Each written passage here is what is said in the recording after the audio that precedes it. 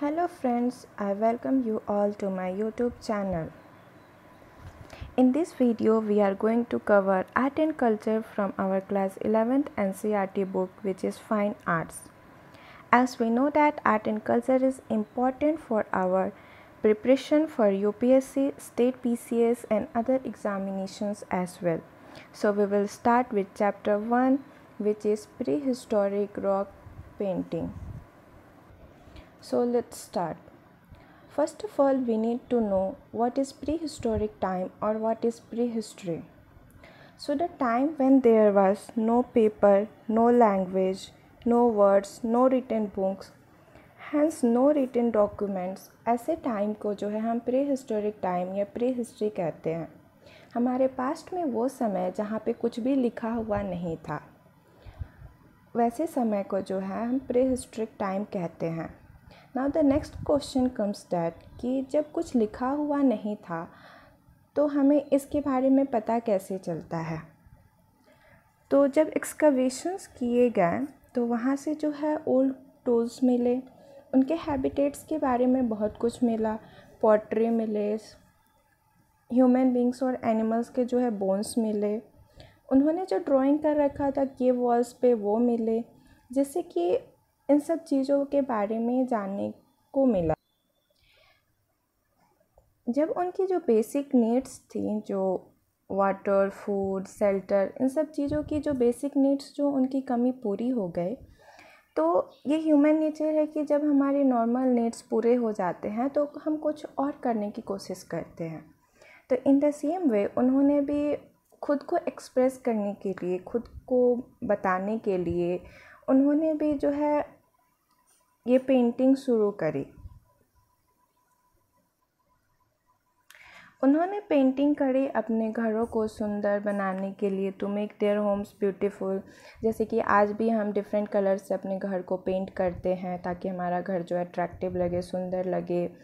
और आज की तरह उनके पास मतलब डायरी या फ़ोन्स नहीं हुआ करते थे कि वो अपने डे टू डे लाइफ की जो उनकी एक्सपीरियंस होती थी, चाहे जो भी वो करते थे, उसका रिकॉर्ड वो रख सके. तो इसलिए उन्होंने खुद की डे टू डे लाइफ की रिकॉर्ड को रखने के लिए उन्होंने जो है पेंटिंग को करना शुरू कर दिया.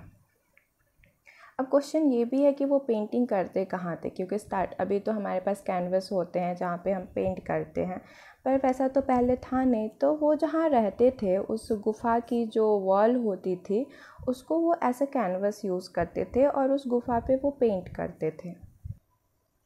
जब अर्ली पीपल्स का जो है डेवलपमेंट शुरू हो गया था तो उस टाइम को जो है हम स्टोन एज या पैलियोलिथिक एज कहते हैं.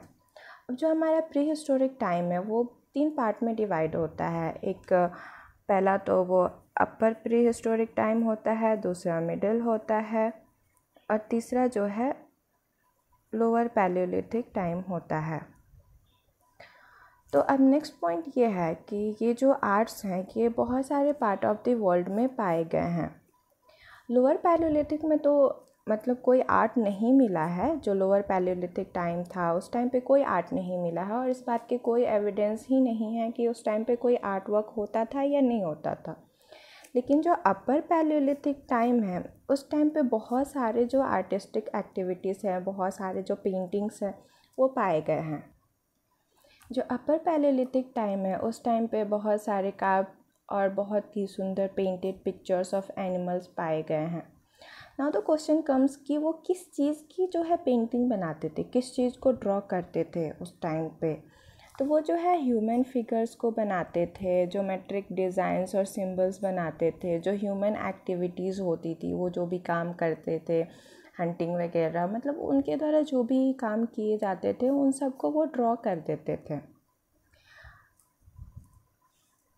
जो सबसे अर्लीस्ट पेंटिंग जो है इंडिया में वो अपर पैलियोलिथिक टाइम से मिली है और ये पॉइंट काफ़ी इम्पॉर्टेंट है. जो first discovery of rock painting है वो 1867 से 68 में हुई है.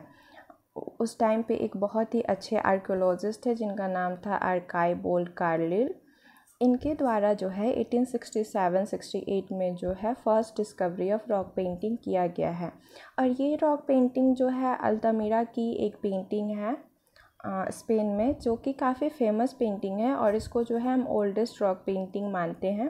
पर इसकी डिस्कवरी से 12 साल पहले ही जो रॉक पेंटिंग की डिस्कवरी इंडिया में हुए थे। कुछ और भी अच्छे आर्कियोलॉजिस्ट हुए उस टाइम पे, जैसे कि Cockburn, Anderson, Mitra and Ghosh. इन्होंने भी बहुत सारे साइट्स जो है इंडियन सब कॉन्टिनेंट में ढूंढा। इंडिया में जो है बहुत सारी पेंटिंग्स मिली हैं जो कि on the walls of caves हैं in MP, UP, Andhra Pradesh, Karnataka, Bihar, और कुछ जो है कुमाऊँ हिल्स ऑफ उत्तराखंड में है। और ये पेंटिंग जो है काफ़ी फेमस है, जो कि कुमाऊँ हिल्स ऑफ उत्तराखंड में है, जिसका नाम जो है लखुडियार है। लखुडियार का मतलब होता है 1 लाख केव्स, मतलब कि 1 लाख गुफाएं। ये जो है on the bank of Suyal river है, और ये काफ़ी इम्पॉर्टेंट हो जाता है कि लखुदियार जो है किस रिवर के बैंक पे है। तो ये है आपके सुयाल रिवर के बैंक पे, और ये उत्तराखंड में है। And it is 20 kilometre on the Almora Bairachin road near. और ये जो है बहुत सारे प्री हिस्टोरिक रॉक पेंटिंग यहाँ पे मिली हुई। लखुडियार की जो रॉक पेंटिंग है उन्हें 3 कैटेगरीज में डिवाइड किया गया है। पहला तो है जो है वो मैन, एनिमल और ज्योमेट्रिक पैटर्न है, जो कि वाइट ब्लैक और रेड ऑकरे में है। रेड ऑकरे का मतलब है, ऑकरे का मतलब जो हो गया कि ये ब्राउनिश येलो टाइप का एक मिक्सचर टाइप का होता है। और दूसरा जो है वो है स्नॉटेड एनिमल। स्नॉटेड एनिमल का मतलब है जिस एनिमल का जो है नाक जो है उभरा हुआ है। एक फॉक्स है और एक मल्टीपल लेग लिजर्ड पाया गया है।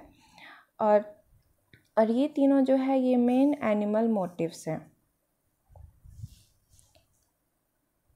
और तीसरा जो है वो है wavy lines, rectangle fill, geometric designs, a group of dots. उस समय जो पेंटिंग्स होते थे तो उन्हें ये 3 टाइप में, जो लखुडियार के जो पेंटिंग है वो ये इन 3 कैटेगरीज में डिवाइड किए गए हैं। वहाँ पे जो है कुछ हैंड लिंक डांसिंग फिगर्स हैं, वो कुछ ऐसे होते थे, कुछ इस टाइप से वो होते थे एक दूसरे से, जो उनका हाथ था वो लिंक था, और वो कुछ ऐसे मतलब बहुत सारे होते थे जो डांसिंग फिगर जिसे कहा गया है। उस टाइम पे जो है सुपर इम्पोजिशन ऑफ पेंटिंग्स दिखाए गए हैं, मतलब कि एक के ऊपर एक पेंटिंग की गई हैं, जिसमें से जो सबसे पहला वाला है, जो सबसे अर्लीस्ट है, वो ब्लैक में है।